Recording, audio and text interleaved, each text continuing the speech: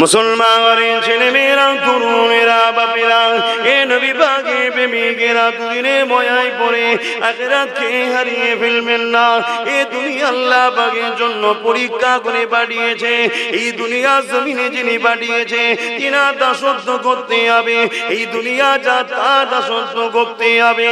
সেই দাসত্বটা কি জানাবার জন্য তিনি যুগে যুগে নবী রাসূল পাঠিয়েছে। এই মাসে পাঠিয়েছে আখেরি নবী নূরে মুজাসসাম মুহাম্মদ আরবি সাল্লাল্লাহু আলাইহি ওয়াসাল্লাম। তিনার সংসারের কথা তো বললাম। এ যুবকেরা, এবারে তিনার কন্যার একটু কথা বলি। আল্লাহ নবী আমল করে একজন সাথে মেহমানকে নিয়ে আল্লাহ নবীর বেটি ফাতেমা ঘরে যেতে লেগেছে। ফাতেমাটা কে? ফাতেমা যে কিনা হাসান হোসেনের আম্মা যান। ফাতেমাটা কে? ফাতেমা যে কিনা শিরে আলীর স্ত্রী। ফাতেমাটা কে? ফাতেমা আল্লাহ নবীর কলিজার টুকরি। এই ফাতেমা মর্যাদা কতটা! কাল মাশরের দিনেতে আল্লাহর পক্ষ থেকে আওয়াজ আসতে লাগবে, এ আহলে মাশর, এ ময়দান মাশরে যারা দাঁড়িয়ে আছো সবাইকে উদ্দেশ্য করে বলা হবে, তোমরা তোমাদের মাথাগুলোকে হেঁট করে নাও, কেননা আমার ফাতেমা জান্নাতে যাবে। সমস্ত মানুষেরা ময়দানে মাশরে মাথাটা হেঁট করে নেবে। এমন করে জান্নাতি চাদর ঢাকা দিয়ে 70,000 আগে 70,000 পিছনে ফারিস্তা তাকবীর দিয়ে সম্মানের সঙ্গে এই ফাতেমাকে জান্নাতে নিয়ে যাবে।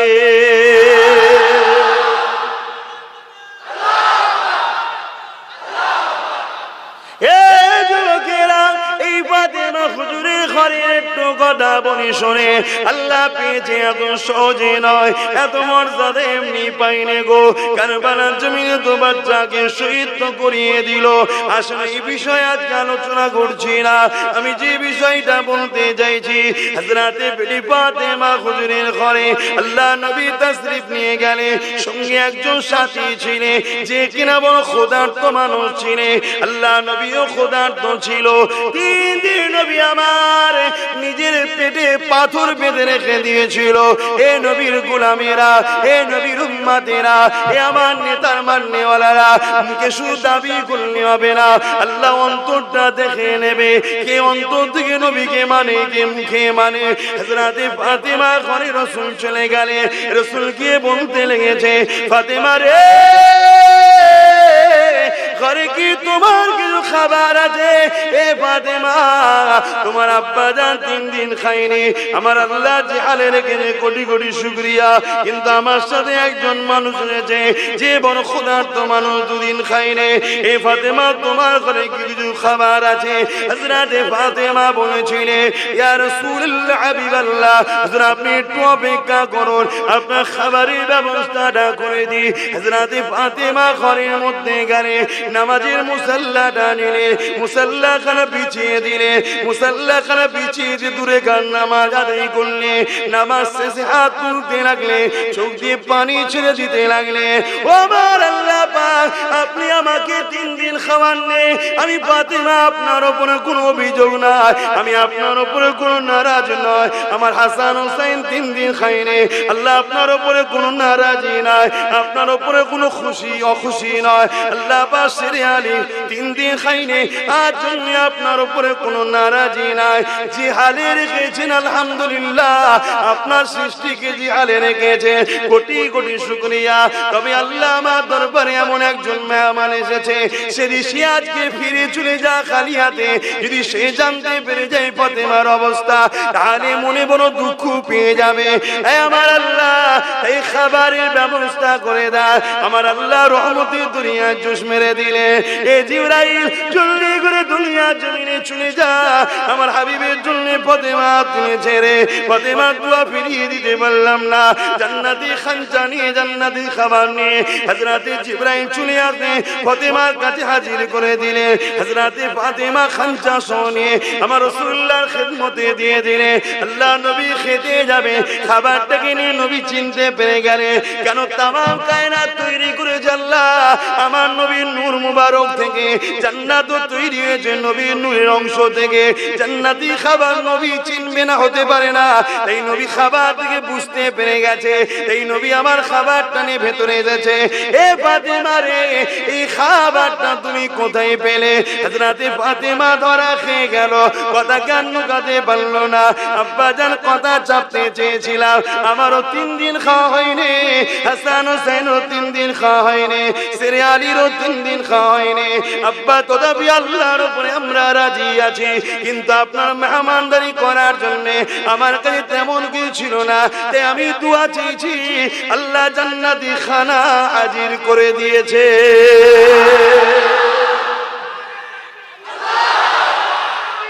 আল্লাহ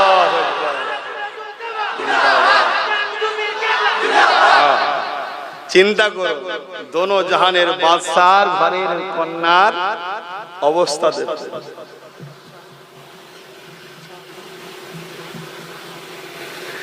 তাদের পরিবারের অবস্থা দেখুন, আর আজকে আমরা কি করছি।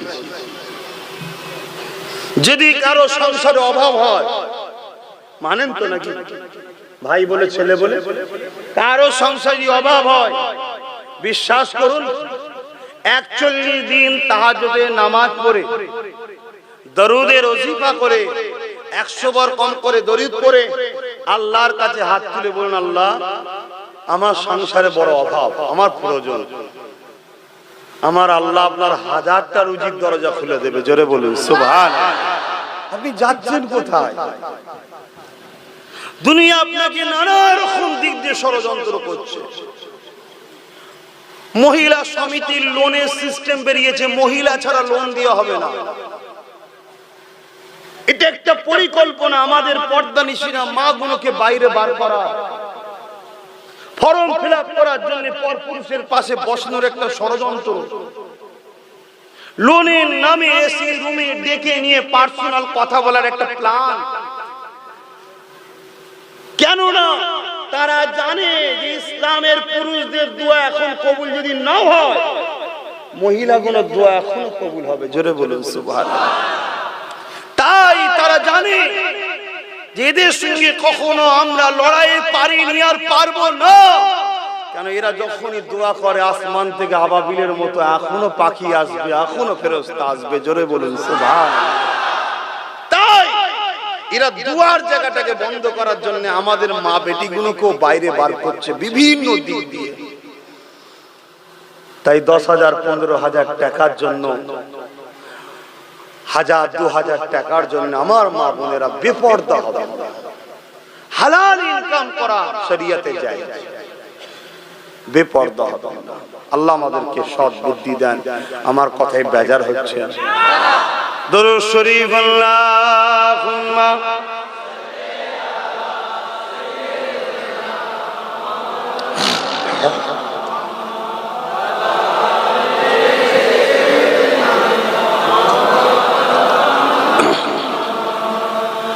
आने वालों ये तो बताओ शहर मदीना कैसा है,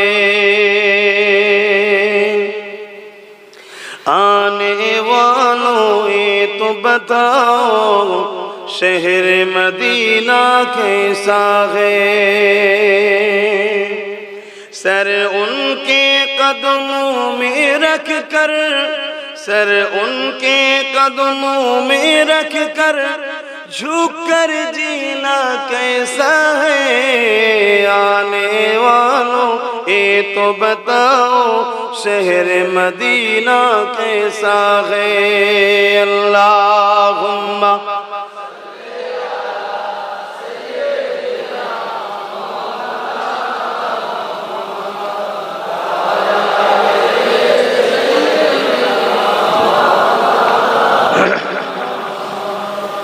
আমার বাপ ভাইরা, দুনিয়া একেবারে শেষের দিকে। কিয়ামতের যে আলামত আমার রাসূল বলেছিলেন 70টা, তার মধ্যে 65টা ঘটে গেছে।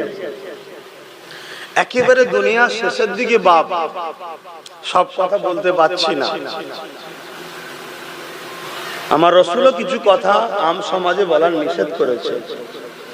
এতটুকু বলছি, দুনিয়ার বেশি দিন নাই। এই সামান্য আর কটা দিনের জন্য ঈমানকে হারিয়ে ফেলবেন না। আমার তো বড় ভয় হয় রাসূল পাক সাল্লাল্লাহু আলাইহি ওয়াসাল্লামের ওই কথাগুলো শুনে, যে মসজিদ ভর্তি লোক থাকবে, ঈমানদার কেউ থাকবে না। আল্লাহ আমাদেরকে হেফাজত করে, বলুন আমিন। ঈমান প্রেমের নাম। আল্লাহ রসুলকে রসুল বলে চিনে, আদবের সঙ্গে ভালোবেসে, জানের থেকেও বেশি ভালোবেসে মেনে নেবার নাম হলো ঈমান। জোরে বলুন সুবহানাল্লাহ। আর এইটা যখনই কেউ করবে, তখনই তার মধ্যে আমানতু বিল্লাহি ওয়া মালাইকাতিহি ওয়া কুতুবিহি ওয়া রাসূলিহি ওয়াল ইয়াউমিল আখিরি ওয়াল কদরি খাইরিহি ওয়া শাররিহি মিনাল্লাহি তাআলা আল বাস বাদাল মাউত সব চলে যাবে। কারণ আমি যাকে ভালোবাসি তার কথা তো মানবো নাকি? আমি যাকে ভালোবাসি তার কথা তো বিশ্বাস করব। তা রাসূলকে রাসূল বলে চিনে, জানের থেকে বেশি ভালোবেসে, আদবের সাথে মেনে নিবার নাম কি? জোরে বলুন ঈমান। ঈমান যদি না থাকে জান্নাত যাওয়া হবে না। দাঁড়িয়ে আছে, ঈমান নেই। কেন? দাঁড়িটা কিন্তু ঈমান নয়, দাঁড়িটা হলো ঈমানের মধ্যে। রাসূলের মুখে ছিল, রাসূল রেখেছিলেন ভালোবাসি তিনাকে, তাই আমরাও রেখেছি। কথা বুঝা? কিন্তু ঈমান ওটা না, ঈমান এর মধ্যে হলো দাঁড়ি। ঈমান নেই নামাজ আছে, নাজাত পাবে। ঈমান নেই রোজা আছে, ঈমান নেই হজ আছে, পাবে। আজকে বহু দিক দিয়ে আমাদেরকে ধ্বংস করার প্ল্যান করছে।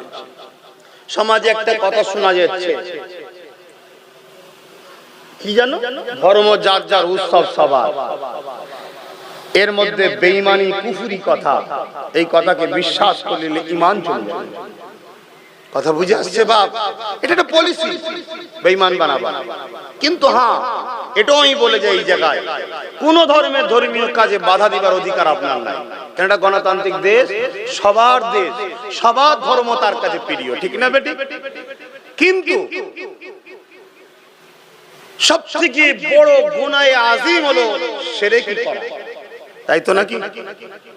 তাহলে সেই জায়গায় কোনোভাবে ধর্মকে কেন্দ্র করেই উৎসব, অতএব সেই জায়গায় আমার রাসূল পাক সাল্লাল্লাহু আলাইহি ওয়াসাল্লামকে খোদ আবু জেহেল তার দলের লোকেরা বলেছিল, মুহাম্মদ এক কাজ করো, এক বছর তুমিরা সবাই মিলে আমার ধর্ম পালন করো, এক বছর আমরা তোমার উৎসব ধর্ম পালন করব, তোমাদের সাথে যাব, সবকিছু করব। শুনছেন? তখনই আল্লাহ আয়াত নাযিল করে দিলেন, সূরা কাফিরুন, কুল ইয়া আইয়ুহাল কাফিরুন, হে অবিশ্বাসী সম্প্রদায়, লা আ'বুদু মা তা'বুদুন, তো আমি যার ইবাদত করি তোমরা তার ইবাদত করো না। ওয়ালা আনা আ'বুদু মা আবাদতুম, আর তোমরা যার ইবাদত করো আমি তার ইবাদত করি না। বারবার বলার পরে বলছেন লাকুম দীনুকুম ওয়ালিয়া দীন, অর্থাৎ তোমার ধর্মকর্ম তোমার কাছে, আমার ধর্মকর্ম আমার কাছে। তার মানে তোমারটাই আমি যাচ্ছি না, তোমাকে আমারটা আসতে আসতে। কথা বুঝে আসছে না? নাই, তুমি তোমার টালে থাকো, আমি আমার টালে থাকি, কিন্তু এক বছর তুমি করবে, এক বছর আমি করবে, এটা হয় না। এটা পরিকল্পনা, আমাদেরকে ধ্বংস করার একটা প্ল্যান। তাই আমি আমার বিশ্বাসী কওমের মানুষকে বলবো, এগুলোকে বোঝার চেষ্টা করব। ঠিক এই কথাটা কারো খারাপ লাগলেও তো আমার কিছু করার নেই, কারণ আমি তো কথা বলবো আল্লাহর জন্য, আমি তো কথা বলবো রাসূলের জন্য। কতটা আপনাদের মহল্লায় আমার রাসূল কত কষ্ট করেছে, তার জীবন ইতিহাস পড়ুন।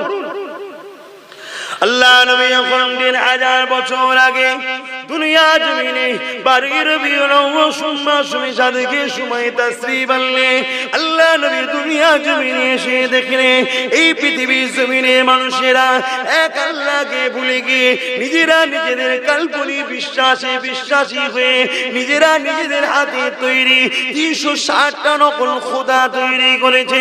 এক একজনের এক একটা নাম দিয়েছে, লাত উজ্জা নাম দিয়েছে। এ নওজওয়ানেরা, আল্লাহ নবী দেখতে লাগলে এই দুনিয়ার মানুষেরা নিজেদের মাগুলোকে হত্যা করতে লেগেছে, নিজেদের মেয়েগুলোকে জ্যান্ত পুঁতে দিতে লেগেছে। নারী মানে একেবারে ভোগের জিনিস করে দিয়েছে। নারীদের কোনো সম্মান মর্যাদা ছিল না। তাদের ধারণা হলো মেয়ে ছেলে জন্ম নিয়েছে শুধুমাত্র পুরুষরা ভোগ করবে বলে এইভাবে অত্যাচার করতে লেগেছিল।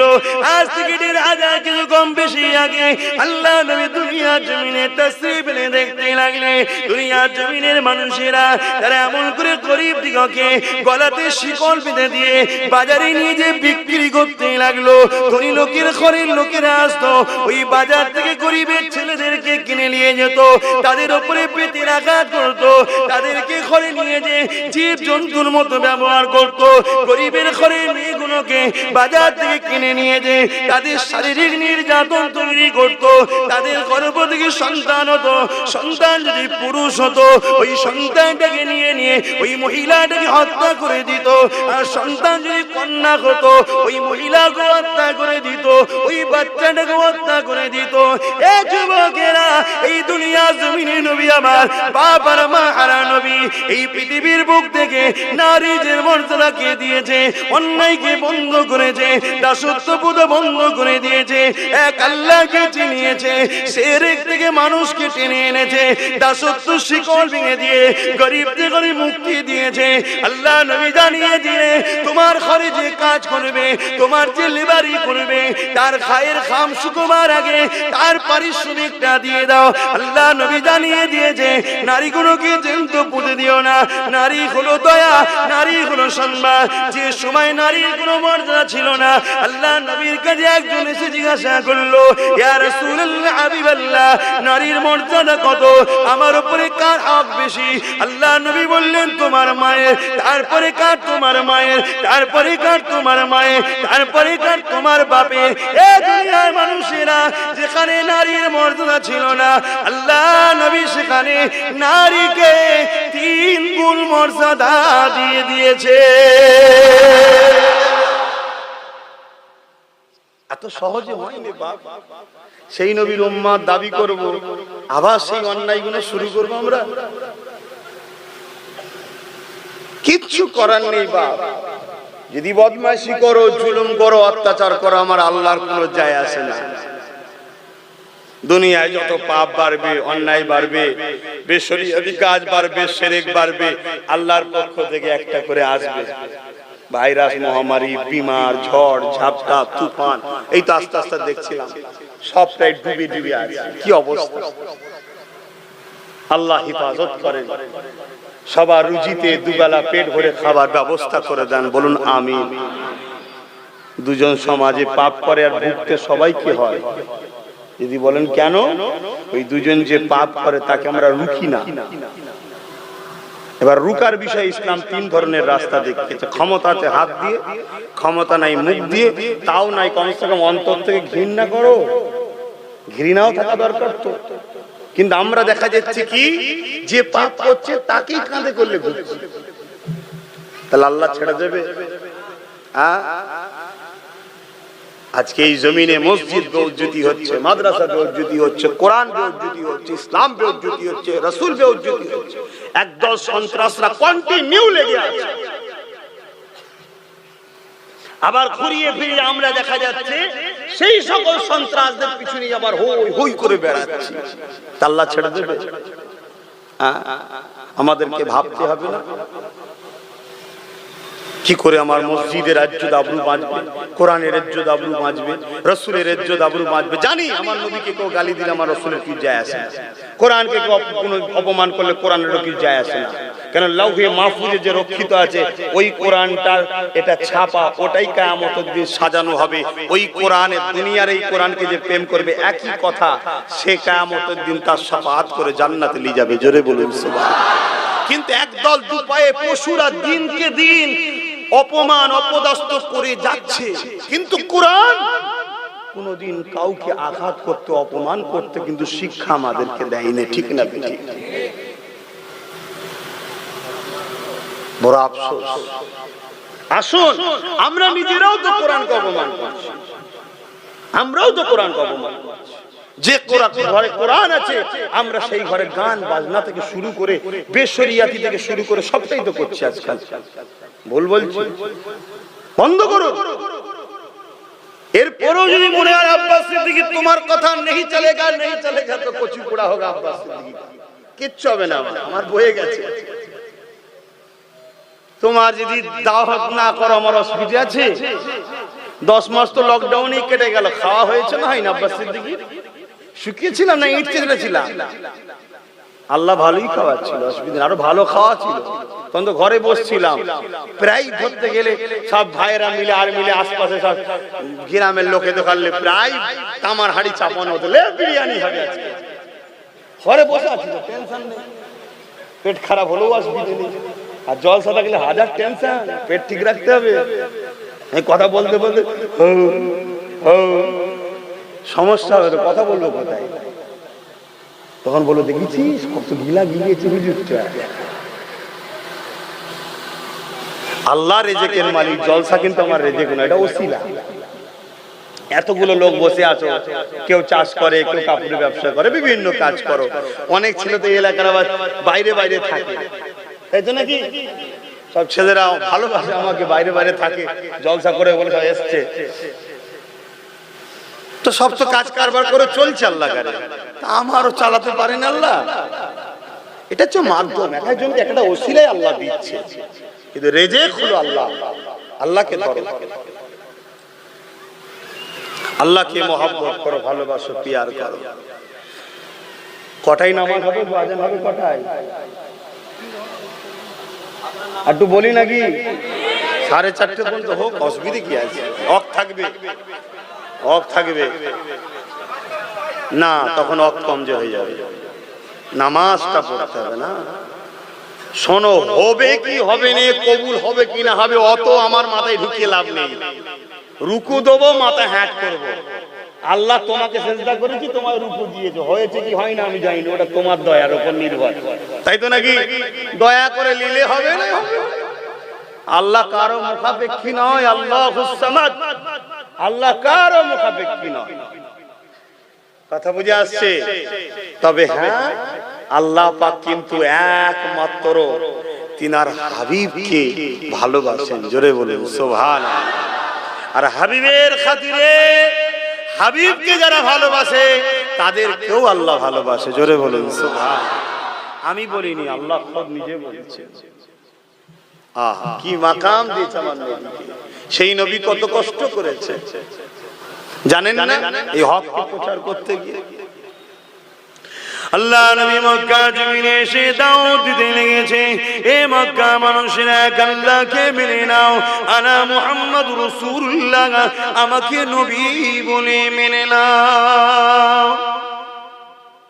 এ দুনিয়ার মানুষেরা, ইসলামের জোর জবরদস্তি চলে না। আল্লাহ আমাকে পাঠিয়েছে তোমাদের জন্য মেসেঞ্জার করে খবর দিতে। আমি তোমাদেরকে খবর দিয়ে দিলাম, এই জমিন আসমান কায়নাতের একমাত্র মালিক লিল্লাহি মা ফিস সামাওয়াতি ওয়া মা ফিল আরদ, একমাত্র মালিক আল্লাহ। লাম ইয়ালিদ ওয়া লাম ইউলাদ, তিনার কোনো বাপ মা নেই, তিনার কেউ জন্ম দেয়নি, তিনার কোনো স্ত্রী ছেলে পুলে নাই। ওয়া লাম ইয়াকুল্লাহু কুফুয়ান আহাদ, তিনি এক অদ্বিতীয়, তিনার সমকক্ষ সমতুল্য কেউ না। এ দুনিয়ার মানুষেরা, তোমরা যে নিজেদের কাল্পনিক বিশ্বাস করে 360টা নকল খোদা তৈরি করেছে, কোনো তোমাদের মন গড়া, কারণ আল্লাহকে কেউ দেখে না, তার কোনো ফটো ছবি কিছুই নাই। তাই তোমরা যেগুলো তৈরি করেছে, কোনো ভুল ধারণা তোমাদের, এইগুলোকে তোমরা উপাসনা করো না। তোমরা সেই আল্লাহর উপাসনা করো যার ইশারাতে সূর্য ওঠে, চাঁদ ডোবে, চাঁদ উঠে সূর্য ডোবে, যার ইশারাতে বিশাল সাগরে তুফান হয়, যার ইশারাতে জমিন হয়েছে, আসমান হয়েছে, যার ইশারাতে মায়ের গর্ভে সন্তান হয়, যার ইশারাতে রাত হয়, দিন হয়, ঝড় হয়, তুফান হয়। এ দুনিয়ার মানুষেরা, তিনি যুগে যুগে নবী রাসূল পাঠিয়েছে, ঈসাকে পাঠিয়েছে, মুসাকে পাঠিয়েছে, ইব্রাহিমকে পাঠিয়েছে, দাউদকে পাঠিয়েছে, ইব্রাহিম খলিলকে পাঠিয়েছে, ইসাকে পাঠিয়েছে, ইসমাইলকে পাঠিয়েছে। আমি আব্দুল্লাহর বেটা মুহাম্মদকে তোমাদের জন্য পাঠিয়েছে। কিয়ামত পর্যন্ত আমার নেতৃত্ব তোমাদেরকে মানতে হবে। তোমরা চলে আসো আমার দিকে, আমার কথাটা মেনে নাও। মক্কা সেই সময়ে যারা নকল খোদার উপাসনা করত, বড় বড় পাথর নিয়ে আমার নবীকে মেরেছে। আমার নবী রক্তাক্ত খরচে বসে বসে কাঁদে। আমার আল্লাহ বলতে লেগেছে, হাবিব মনে দুঃখ ব্যথা নিও না গো, তুমি আমার কথা বলতে গিয়ে মার খেয়েছো, তুমি আমার কথাই মানুষকে শোনাতে গিয়ে মার খেয়েছো। আমার হাবিব তামাম পৃথিবীর মানুষ যদি আমি আল্লাহ আমাকে না মানে এতে আমার কোনো ক্ষতি নাই, তামাম পৃথিবীর মানুষ যদি আমাকে না ডাকে এতে আমারও কোনো ক্ষতি নাই। হাবিব তুমি কি আমাকে মানো? আমার নবী সাদা আগুন তুলে বলতে লেগেছে, আশহাদু আল্লা ইলাহা ইল্লাল্লাহ, আল্লাহ আমি সাক্ষী দিচ্ছি আপনি একমাত্র মালিক। আমার আল্লাহ জানিয়ে দিলেন, আমার হাবিবের তামাম পৃথিবীর মানুষ যদি আপনাকে না মানে এতে আপনারও কোনো ক্ষতি হবে না। দুনিয়া যদি আপনাকে গালিও দেয় এতে আপনার কিছু ক্ষতি হবে না। আমার হাবিব রে, আমি আল্লাহ মালিক সাক্ষী দিয়ে দিলাম তুমি মুহাম্মদ রাসূলুল্লাহ।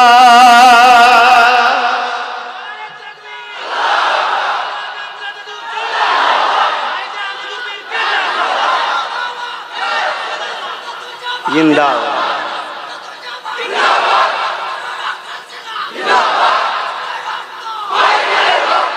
এতে এতে দুনিয়ায় কি আমার রসুলকে মানলো, কি আল্লাহকে মানলো, আল্লাহরও কোনো অসুবিধা নেই, রসুলের কোনো অসুবিধা নেই। কিন্তু আমি যাকে ভালোবাসি তার উপরে আঘাত দিলে আমার তো কষ্ট হবে, তাই তো নাকি গো? তাই কিছু দুপায়ে পশু যুগ যুগ ধরে ঘুরিয়ে ফিরিয়ে আমার রসুলকে অ্যাটাক করা, কোরআনকে অ্যাটাক করা, মসজিদকে অ্যাটাক করা, মাদ্রাসাকে অ্যাটাক করা, ইসলামকে অ্যাটাক করা, করছে না, করে না? হ্যাঁ, অথচ কেউ পারবে? কোন মুসলমান নবী প্রেমিক মুসলিম দাবি করলে হয় না। লোক মনে করে মুখে দাড়ি থাকলেই মুসলমান, রবীন্দ্রনাথ ঠাকুর থাকলে তো ডবল মুসলমান হয়ে যেত। তাহলে লোক মনে করে বড় গলি জামা পরলে হয়তো মুসলমান, মাথায় টুপি থাকলেই মুসলমান না। ইমানদার মুমিন মুসলমানের কথা বলছি, যে নবীকে ভালোবাসে, একটা কেউ নবীর প্রেমিক বলতে পারবে? কোন ধর্মে ধর্মস্থানে একটা ছোট্ট ঢিল মারতে পারবে? জোরে বলো। রাতের অন্ধকারে মারতে পারবে? কারো ধর্মগ্রন্থকে কেউ খারাপ কমেন্ট করতে পারবে? চিৎকার দিয়ে বলো, পারবে? হ্যাঁ কি না? কেন পারবে না? কি জন্য পারবে না? রাতের অন্ধকারে কোন ধর্মের স্থানে একটা ঢিল মারতে পারবে না কেন? একটাই কারণ, মদিনাওয়ালা আমার প্রেমিক আমায় বারণ করেছে। জোরে বলুন সুবহান। আমার প্রেমিককে যারা গালি দেয় তাদেরকে জানিয়ে দিই, জবান সামলে কথা বলো। কেন? আমার মুহাম্মদ শুধু আব্বাসের নয়, আমার মুহাম্মদ তামাম মখলুকাতের সরদার। জোরে বলুন সুবহান। তুমি যাকে গালি দাও, কটূক্তি করো, সে তোমারও নেতা। মূর্খ হয়ে, দুপায়ে পশু হয়ে তুমি নিজের নেতাকে নিজেই গালি দিয়ে ফেলছো। আর আমার নেতা আমাদেরকে শিখিয়েছে, আমরা তিনাকে মেনে নিয়েছি বলি আমরা কখনো কোন ধর্মগ্রন্থ, কোন ধর্মকে, কোন ধর্মগ্রন্থকে, কোন ধর্মের স্থানকে আমরা চোখের আড়ালে কারো থুতুও ফেলতে পারবো না, ঢিলাও ছুঁতে পারবো না। কেননা আমার আল্লাহ সব দেখতে পায়। জোরে বলুন সুবহান। কিন্তু দুঃখের বিষয়, একদল দুপায়ে পশু তারা বারবার এইভাবে অত্যাচার করছে। করে না? করে না? ধিক্কার। আল্লাহ আমাদের ঘরে সেই সকল দুপায়ে পশু থেকে হেফাজত করেন, বলুন আমিন। সেই সকল অভদ্র মানুষ থেকে আমার বাংলা, আমার দেশ এবং বিশ্বকে হেফাজত করে, বলুন আমিন। কেননা এরা একটা বিজনেস করছে, বিজনেস। সে বিজনেসটা হলো ফিতনা হলে তাদের লাভ। তাই আমরা আমাদের ভালোবাসার মানুষকে আঘাত করে। কিছু মানুষ আছে আবার সব ধর্মের মধ্যেই আছে, তারা ধর্মের নামে ব্যবসা করে, ধর্মীয় ব্যবসায়ী, ধর্মের নামে ভণ্ডমি, দোকানদার।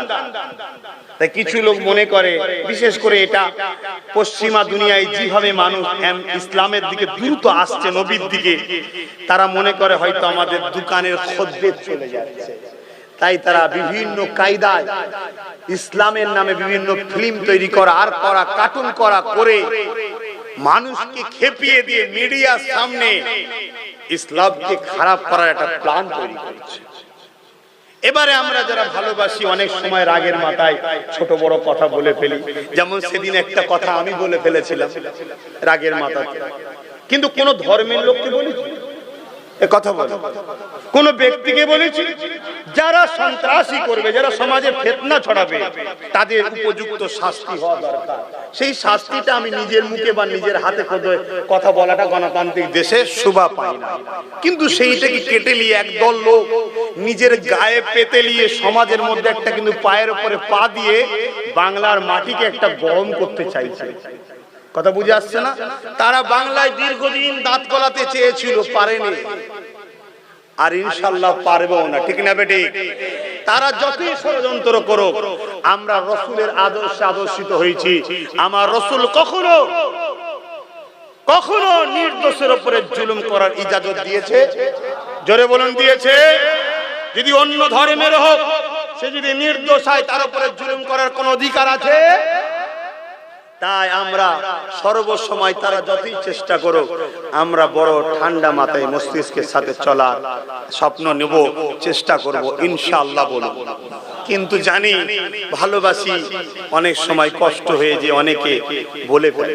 কিন্তু আব্বাস সিদ্দিকীর কোনো বক্তব্য, কোনো ভিডিও, কোনো সম্প্রদায়, কোনো ব্যক্তি, কোনো নির্দোষ মানুষের বিষয়ে কোনো রকম আমার কোনোদিন কটূক্তি একটা বার করতে পারবে না, ইনশাআল্লাহ বলে যাচ্ছে।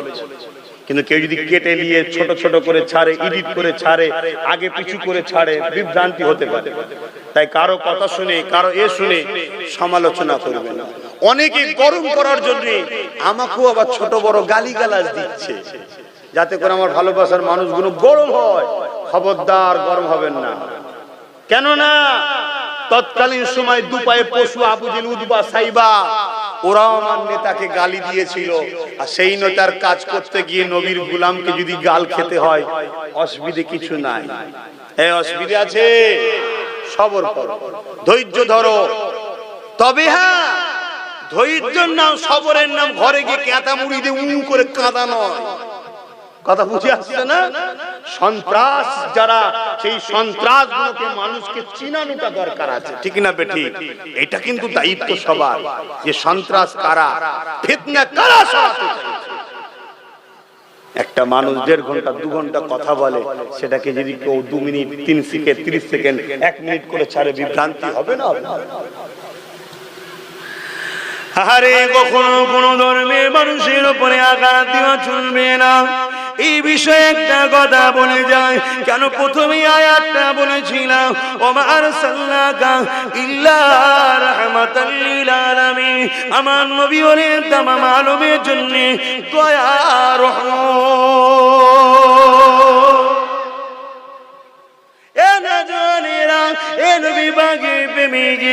আল্লাহ নবী একদিন রাস্তা দিয়ে যেতেছে, নবী আমার এমন সময় দেখতে পান, ওই রাস্তা ধারে ধুলোবালি মাখা জায়গাতে একটা মহিলা বসে আছে, কমজোরি, দুর্বল, বুড়ি মহিলা বসে আছে।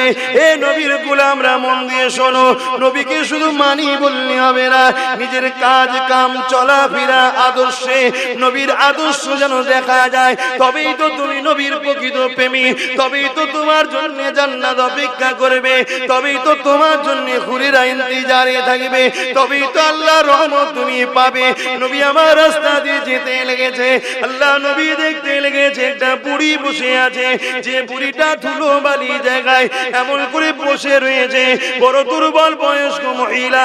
আল্লাহ নবী দেখতে লেগেছে রাস্তা দিয়ে অনেক মানুষ যেতে লেগেছে, ওই মহিলাটি কেউ তাকায় না, কেউ খোঁজও নিতে যায় না, একবার করে দেখে মুখ ঘুরিয়ে না। আল্লাহ নবী আস্তে আস্তে এগিয়ে গেল, নবী আমার মহিলার কাছে বসলো, মা বলে সম্বোধন করলো। মহিলা বড় দুর্বল, কমজোর বয়স্ক, আমার নবীর দিকে চোখ তুলে তাকালো। আল্লাহ নবীকে দেখে বলতেই লাগলো, কে রে বাবা, এত সুন্দর তোকে দেখতে বাবা, কি খবর বললে বাবা?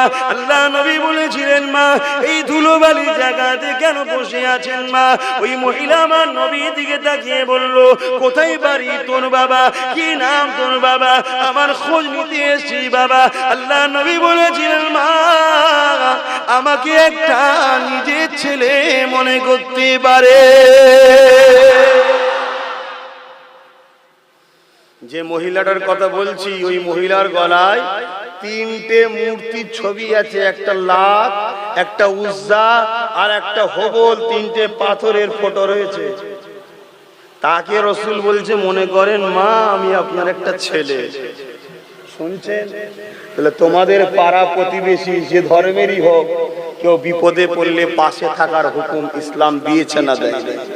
কিন্তু খবরদার, বারবার বলে যাচ্ছি, তাদের ধর্মীয় কোনো উৎসবে পার্টিসিপেট করতে যাবেন না। কেন? ইসলাম তো বারণ করেছে।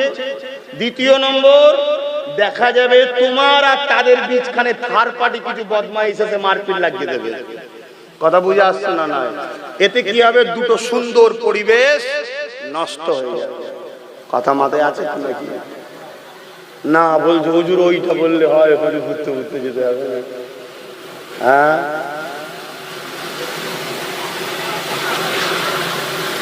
কি গো ঘুম পেয়ে গেছে? আমি ভুল আজ করছি? তোমরা তো আল্লাহ কেন অনেক অজ শুনেছ, শুনে শুনে শুনে শুনে বড় বড় আইজি হয়ে গেছে। আর সময় নেই, কে আড়াল করছে আবার? যাক, আল্লাহ কখনো সময় দেয়, আবার হবে, নামাজের ব্যাপার আছে। হে নবী সালাম,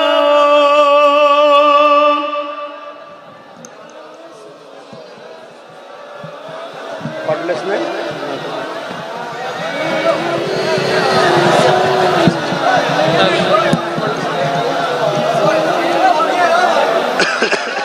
হ্যাঁ, পিছিয়ে যাও, পিছিয়ে যাও। ও সালাম বড় বসবে কি করে? পিছিয়ে যাও, যাও। সভ্যতাই সবকিছু। প্রত্যেকে কি হলো? জ্বলছে।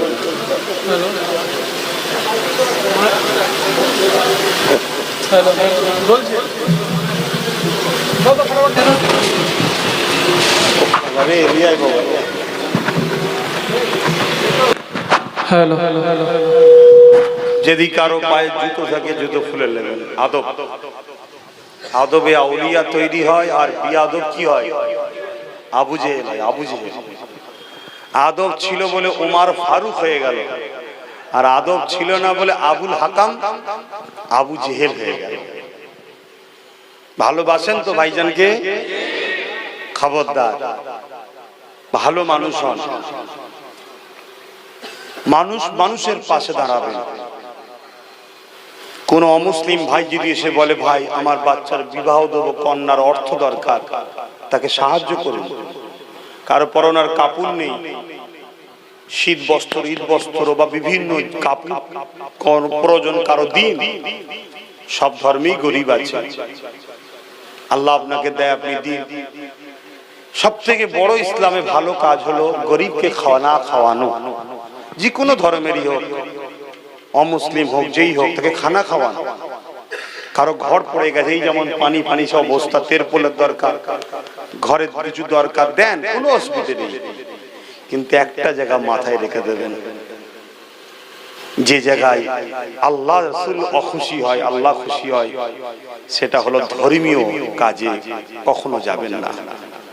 কেন? হযরতে ফারুক আজম থেকে রায়াত, ওই সময় আল্লাহর পক্ষ থেকে লানত বর্ষণ হয়। কেন? শিরক হলো সব থেকে বড় কবিরা গুনার কাজ।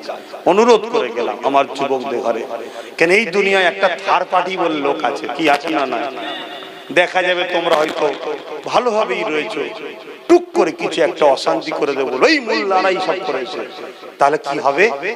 পুরো 10টা 20টা 50টা, একটা জেলা, দুটো জেলা, আস্তে আস্তে সব জায়গায় একটা অশান্তি তৈরি হয়ে যাবে।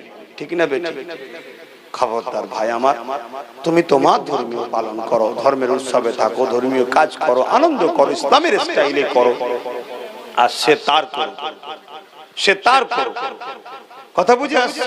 তাদেরও পরিবারের স্ত্রী আছে, মা আছে, বেটি আছে, তারা একটু বেরোবে, তাদের ধর্মীয় কাজে একটু খুশি আনন্দ করে ঘুরবে। সেখানে তোমরা দিদি 50-60 জন 100 জন যে ভিড় করো, তাদেরও একটা বাধা হয়ে দাঁড়াবে। এগুলোকে মাথায় রাখো। এইসব কথাগুলো সমাজে আবিষ্কার করে তথাকথিত কিছু স্বার্থলোভী মানুষ, যারা সমাজে ফিতনা হলে রাজনীতি ভালো হয়, তারাই সব প্রচার করে যে ধর্ম যার যার উৎসব সভা। নাউজুবিল্লাহ বলুন নাউজুবিল্লাহ। এটা শিরক, এটা শিরকি কথা, এর মধ্যে শিরকি কুফরি আছে। এবার যদি বলেন আমরা মশলা বুঝি না, আপনারা মশলা বোঝেন, তাহলে বাবার কিছু বলার নেই। কি গো ইমাম সাহেব, মৌলানা সাহেবরা, এখন কেউ যদি বলে তোমরা মশলা বোঝো নাকি, তাহলে যদি বলেন আর কিছু বলার নেই। কি গো মানেন তো নাকি? যুবকদের বলছি, মানো তো নাকি? খুব সাবধান হও, খুব সাবধান হও। লোভে পাপ, পাপে মৃত্যু।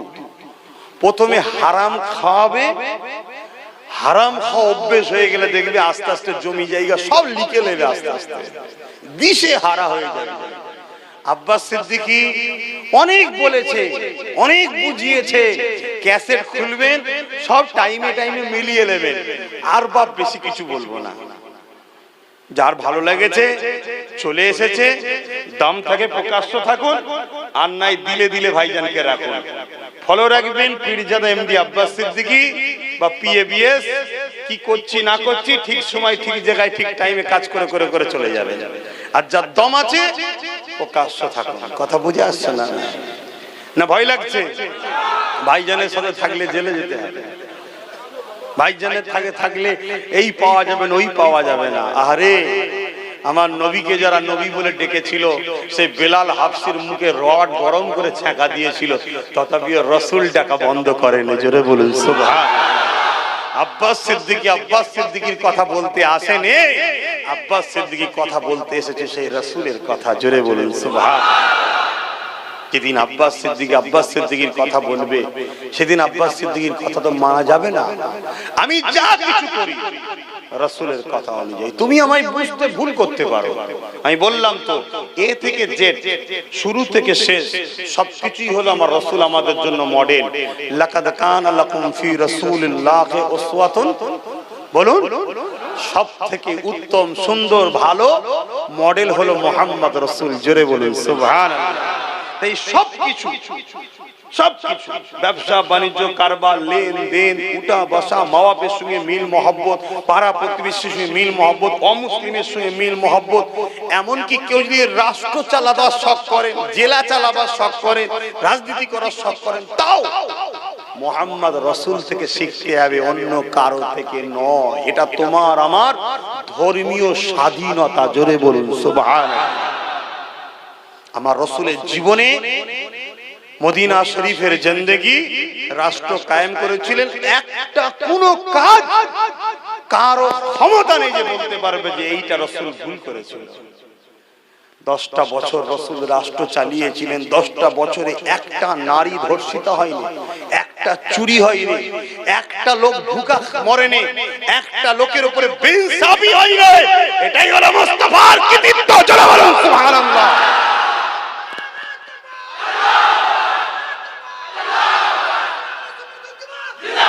পৃথিবীর সবকিছু উত্তম মডেলটা হলো মুহাম্মদ রাসূল। জোরে বলেন সুবহানাল্লাহ। হয়তো কেউ ভাবতে পারেন আব্বাস সিদ্দিকী তুমি তো বলবেই, কেন তুমি তো মানো না। আমি বলছি না, আমি তো ফজকে আজকে সবে পড়ছি, আমি তো ছাত্র। যারা আমার রাসূলকে রিসার্চ করেছে 30 বছর 40 বছর ধরে, কোন মুসলিম ঘরের সন্তান নয়, অমুসলিম ঘরের সন্তান, ইহুদি ঘরের সন্তান, খ্রিস্টান ঘরের সন্তান, গায়ের ইসলাম ঘরের সন্তান, তারাও রিসার্চ করে বলে দিয়েছে মুহাম্মাদি হলো একমাত্র উত্তম মডেল। জোরে বলুন সুবহানাল্লাহ। তার কোনো কাজে খুঁত নয়, সবটাই নিখুঁত। তার কোনো কাজে ক্ষতি নাই, সবটাতেই লাভ। তার কোনো কাজ অবাস্তব নয়, সবটাই বাস্তব। তার কোনো কাজ বিজ্ঞান ছাড়া নয়, সবটাই বিজ্ঞান সম্মত। অর্থাৎ বিজ্ঞান তো নবীকে নিয়েই। জোরে বলুন সুবহানাল্লাহ। কেউ বিশ্বাস করুক চাই না করুক, যারা রাসূলকে ভালোবাসেন তারা তো বিশ্বাস করে। আপনি আপনার বিশ্বাস হলে থাকুন না, যে যার নেতাকে তুলে আছে, যার যেটা বিশ্বাস, যার যেটা নেতা, নাচ যেটা সে তারটা নিয়ে আছে না নাই? তা আপনি আপনার কালচার, আপনার রীতি, আপনার নীতি, আপনার ধর্ম, আপনার স্টাইল, আপনার বাস্তবতা, আপনি আপনারটা নিয়ে থাকুন না। আপনারটা ভালো নয়, এর থেকে ধার করছেন, ওর থেকে ধার করছেন, ওর থেকে ধার করছেন কেন? আপনি নিজের মধ্যে দেখুন তো।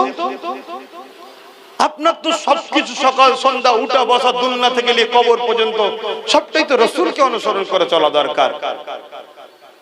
আপনার যখন কোন সামনে কিছু আসবে, আপনার তো প্রথম ভাবা দরকার এই বিষয়ে আমার নবীর কি কথা আছে দেখি। যখন নেই তখন অন্য জায়গায় যাবেন। আর আল্লাহর কসম বলছি, জমিন আসমানের নিচে, জমিনের উপরে আসমানের নিচে এমন কোন সমস্যা নেই যার সমাধান আমার রাসূলের মধ্যে নাই। জোরে বলুন সুবহানাল্লাহ।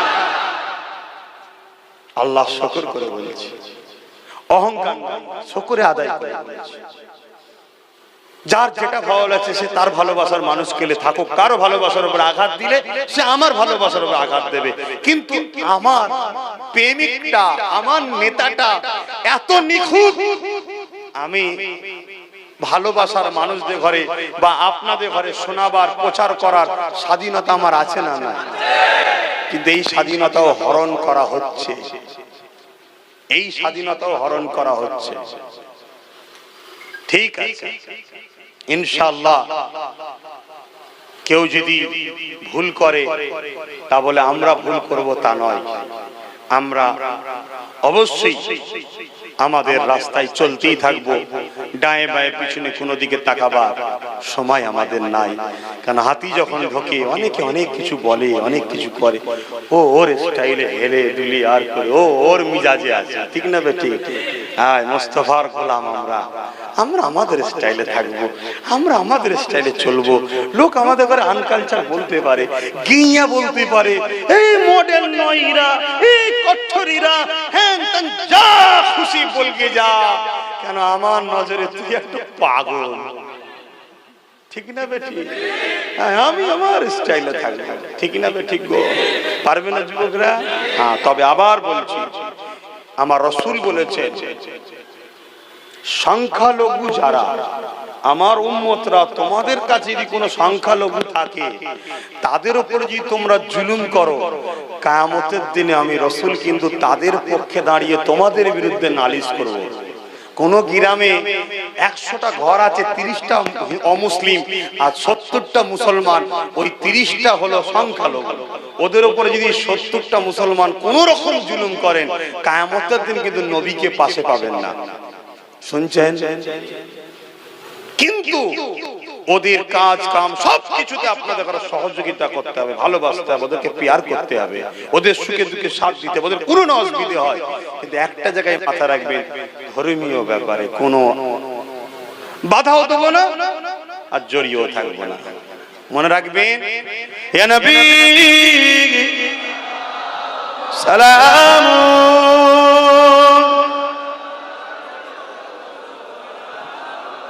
ইয়া রাসূল, ইয়া হাবিব,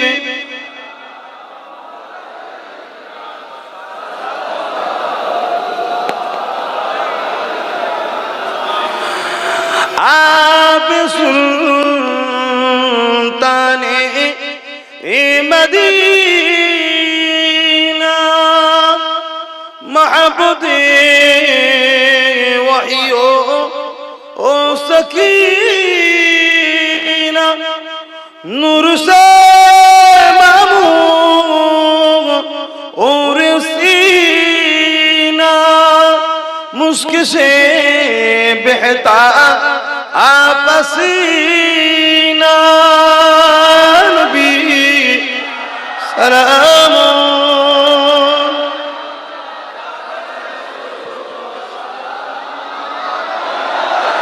या रसूल, या हबीब।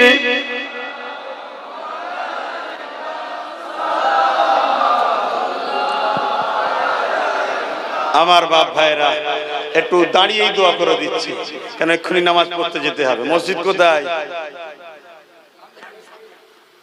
আমি যেটা দেখলাম, আচ্ছা আচ্ছা, যাক, আমি যেটা দেখলাম ওখানে পড়ে চলে যাব, আমাকে ভিড়ে জড়ালে হবে। আপনারা প্রত্যেকে নামাজ পড়বেন, মসজিদে জায়গা না হয় একবারে নয় দুবার হলেও নামাজ পড়বেন। প্রত্যেকটা বাপ ভাইকে বলে যাচ্ছি, মা বোনদের বলে নামাজ কাজা করবেন না। রুকু সেজদা দিলে কে খুশি হয়, আর না দিলে কে খুশি হয়? শয়তান। শয়তানকে খুশি করবেন, প্রত্যেকে রুকু সেজদা দেবেন। আল্লাহুম্মা আমিন। এই জলসা শেষ না এখনো হবে? কে আছে?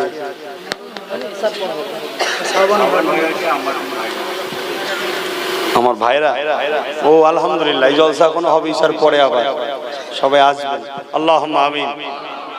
আয় আল্লাহ, হাবিবের খাতিরে রহমত করে দয়া করে আমি গুনাহগারকে যা কিছু বলালেন বললাম, আপনার জন্য বলেছি, আপনার হাবিবের জন্য বলেছি। কে খুশি কে অখুশি জানি না। আপনি খুশি হলে আল্লাহ আমি কামিয়াবি, আপনার রসুল খুশি হলে আমি কামিয়াবি। আর যদি আপনি আপনার রসুল নারাজ হয়ে যান, বেকার হয়ে যাবে। আল্লাহ ভিক্ষা চাইছি, আমার এই আলোচনাকে আপনি কবুল করেন, আমাদের আশাকে কবুল করেন, আমাদের বসাকে কবুল করেন, আমাদের দানকে কবুল করেন, এই মাহফিলকে কবুল করেন। আয় আল্লাহ, তাম বিশ্বের বুকে শান্তি দেন, প্রত্যেকটা মানবতা প্রেমিক মানুষকে মিলেমিশে থাকার তৌফিক দেন। সন্ত্রাসী যারা করছে, সমাজের মধ্যে ফিতনা যারা লাগাচ্ছে, আল্লাহ ওই সন্ত্রাস মুক্ত আমার বাংলা আমার ভারত বানিয়ে দিন, ওই সন্ত্রাস মুক্ত পৃথিবী বানিয়ে দিন। হে আল্লাহ, হাবিবের খাতিরে রহমত করে দয়া করে আমার রাসূলের আগমনের মাসে আমাদের জীবনের গুনাহকে আপনি মাফ করে দিন। এই যুবক গুণকে সব নামাজি, রোজাদার, মুত্তাকি আমাদের মা বাবা ভাই বোনেদেরকে বানিয়ে দিন আল্লাহ। আমাদের রুজিতে বরকত দিন আল্লাহ। হে আল্লাহ, পানি হয়েছে, বন্যা হয়েছে, সব ডুবে গেছে, চাষবাস সব শেষ। খোদা, রুজির ব্যবস্থা করে দেন আল্লাহ, অভাব যেন না হয়। দুবেলা খাবার জন্য কারো দ্বারে হাত পাতাবেন না আল্লাহ। আল্লাহ, আমারও রেজেকে আপনি বরকত দেবেন আল্লাহ। রেজেকের মালিক আপনি আল্লাহ, আমার ক্ষমতা নেই, একটা দানাকে নির্জুগার করা সব আপনি দেন আল্লাহ। আয় আল্লাহ, জাতি ধর্ম বর্ণ নির্বিশেষে আমার এই বিশাল ভারতকে বিদেশি শক্তি থেকে হেফাজত করুন। আমার এই ভারতকে আল্লাহ সর্বদিক দিয়ে উন্নয়নের শিখরে পৌঁছে দিন আল্লাহ। আমার ভারতকে যারা ক্ষতি করতে চাইছে, সমাজের মধ্যে বিভাজনের আগুন লাগাতে চাইছে, ওই সকল দুপায়ে পশু সন্ত্রাসগুলোর থেকে আমার ভারতকে হেফাজত করেন, আমার বাংলাকে হেফাজত করেন। আমার বাংলার মানুষের রুজিতে বরকত দিন আল্লাহ। বিশেষ করে আমার কওমের মানুষকে সুখে শান্তিতে ইসলামের উপরে রাখেন, মানুষের মরণ নসিব করেন। নামাজের সময় হয়ে গেছে আল্লাহ, প্রত্যেকের মনের নেক আশাকে কবুল করেন আল্লাহ। এই জলসা এখনো হবে, ফুরফুরা শরীফ থেকে আমার দুই ভাই আসবেন আল্লাহ, তাদেরকেও দ্বীন ইসলাম হক কথা বলার তৌফিক দেবেন আল্লাহ। আমাকেও যতদিন জবান খোলাবেন হক কথা বলাবেন আল্লাহ। আমার খাস করে আমার ছোট ভাইকে আল্লাহ আপনি কবুল করে নিন আল্লাহ, তাকে ওই দিকে আরো শক্তিশালী করুন আল্লাহ, আরো বড় করুন আল্লাহ। গরিবদের স্বার্থে, অসহায়ের স্বার্থে তাকে ঢাল হিসাবে কবুল করুন আল্লাহ। হ্যাঁ আল্লাহ, এই কওমের হয়ে বলার কেউ নেই আল্লাহ। আর পাশে পাশে অনেক অধর্মী বেধর্মী মানুষদের, অনেক গরিব মানুষ, তাদের হয়েও কেউ বলার নেই আল্লাহ। আমার ভাইকে সমস্ত অসহায় মানুষদের হয়ে বলার মতো ক্ষমতা দিন আল্লাহ, তাকে আরো বড় কামিয়াবি দেবেন আল্লাহ। হাবিবের খাতিরে রহমত করে দয়া করে তার রাস্তার কাঁটাকে আপনি পরিষ্কার করে দেবেন, তার দুশ্মনকে তার বন্ধু করে দেবেন আল্লাহ। এই জলসা কমিটিকে কবুল করুন আল্লাহ। সব ছেলেরা বাইরে বাইরে থাকে, বড় কষ্ট করে ইনকাম করে মা বাপ ছেড়ে দিয়ে, তাদের মেহনতের পয়সায় মাহফিল আল্লাহ। এই গ্রামবাসী এবং সেই জলসা কমিটি উভয়ের দানকে কবুল করুন। এই গ্রামে প্রতিটা বাড়িতে শান্তি দিন। এটা মাদানীপুর, হাজী মোস্তফা মাদানী হুজুরের জেলা আল্লাহ। এই জেলাতে আপনি রহমত দিন আল্লাহ, হাবিবের কাছে রহমত দিন আল্লাহ। যারা আল্লাহ অশান্তির আগুন লাগাতে চাইছে, তাদের হাত থেকে আমাদের পরিবেশকে শান্ত রাখবেন আল্লাহ। ইবাদত, নামাজ, রোজা, হজ, যাকাত আমার ধর্ম আমাকে পালন করার মতো তৌফিক দেবেন আল্লাহ। আমিন আমিন। বারহাক লা ইলাহা ইল্লাল্লাহ মুহাম্মাদুর রাসূলুল্লাহ সাল্লাল্লাহু আলাইহি ওয়াসাল্লাম। কেউ মুসাফার হাত বাড়াবেন না, কাদা হয়ে আছে, আপনারা ঠেলাঠেলি করলে আমার গায়ে কাদা লেগে যাবে। আমি টোটোতে উঠবো, সামনে মসজিদ